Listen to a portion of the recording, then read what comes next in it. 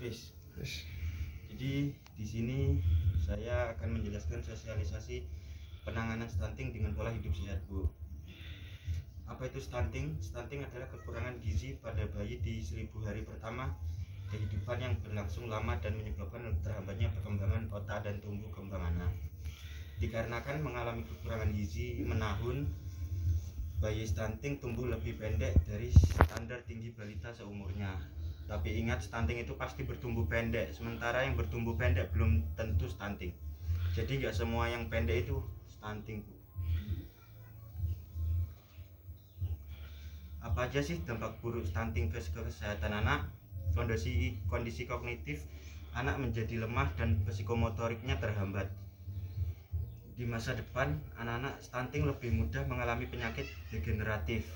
Tingkat intelektual lebih rendah dibanding anak-anak yang bertumbuh maksimal. Anak-anak stunting akan tumbuh menjadi sumber daya manusia kualitas rendah. Selanjutnya, penanganan pencegahan stunting. Manfaat pencegahan stunting: pertumbuhan dan perkembangan otak anak optimal, pertumbuhan tinggi dan komposisi otot tumbuh anak optimal, sistem kekebalan tubuh anak optimal. Yang selanjutnya, kemampuan kecerdasan, prestasi, dan performa edukasi lebih tinggi dibanding anak yang mengalami stunting. Memiliki kualitas performa kerja yang baik di masa dewasa sebagai aset untuk membangun bangsa.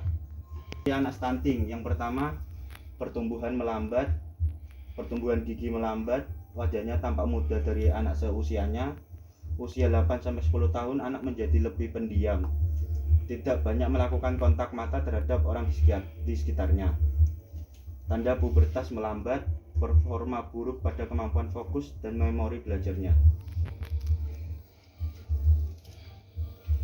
Ini, Bu, ada 3 penyebab stunting: kurangnya asupan gizi dalam waktu lama, pola asuh kurang efektif, dan sanitasi. Bagaimana pencegahan stunting? Perbaikan pola makan gizi dengan isi peringku dewasa 1/6 lauk pauk, 1/6 buah-buahan, 1/3 makanan pokok, 1/3 sayur-sayuran. Untuk anak 2-5 tahun, 30% sayur dan buah, 35% lauk pauk, 35% makanan pokok. Untuk anak 6-23 bulan, 0% protein hewani, 35% makanan pokok, 25% sayur dan buah-buahan, 10% kacang-kacangan. Makanan pokok adalah menjadi bagian dari budaya makan berbagai etnik di Indonesia sejak lama. Protein hewani: lauk hewani mempunyai asam amino yang lebih lengkap dan mudah diserap tubuh, serta jumlah kolesterol dan lemaknya lebih tinggi. Anak-anak masih memerlukan kedua zat ini untuk pertumbuhan. Yang selanjutnya, protein nabati. Bahan pangan protein nabati memiliki kandungan lemak tak jenuh yang lebih tinggi daripada bahan pangan hewani. Kandungan isoflavonnya, terutama pada kedelai, menjadi daya tarik karena manfaatnya yang sangat banyak. Bahan pangan ini harganya jauh lebih murah dibanding hewani. Sayur-sayuran dan buah-buahan. Sayuran merupakan sumber penting dari banyak nutrisi, termasuk di dalamnya potasium, asam folat, serta makanan, vitamin A, vitamin E, vitamin C, dan antara satu sayuran lainnya tentu saja memiliki kandungan gizi atau nutrisi yang berbeda. Sumber vitamin dan mineral. Buah-buahan merupakan sumber berbagai vitamin A, B, B1, B6, dan C. Mineral dan serat pangan. Sebagian vitamin dan mineral yang terkandung dalam buah-buahan berperan sebagai antioksidan. Perbaikan pola asuh. Pengasuhan merupakan proses interaksi orang tua dan anak dalam mendukung perkembangan fisik, emosi, sosial, intelektual, dan spiritual.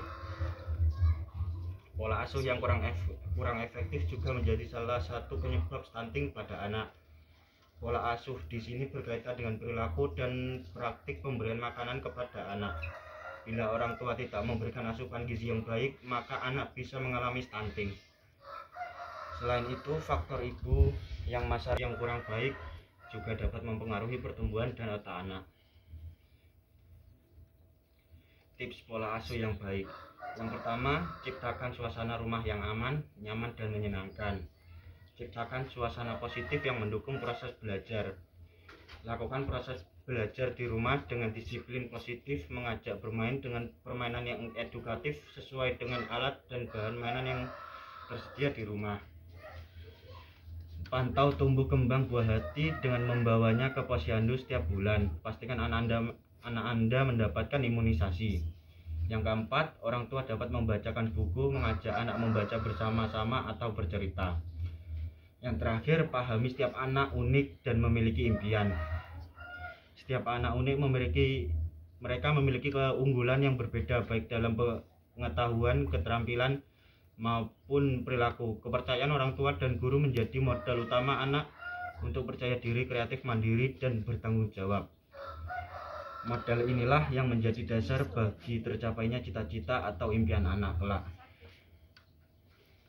Perbaikan terhadap sanitasi dan air bersih. Penyediaan air bersih dan sanitasi memiliki peran penting dalam penurunan stunting karena berhubungan erat dengan upaya pencegahan infeksi penyakit. Memperbaiki lingkungan tempat tinggal antara dapur dan kandang ternak. Buang sampah secara berkala sehingga tidak ada penumpukan sampah di sekitar rumah.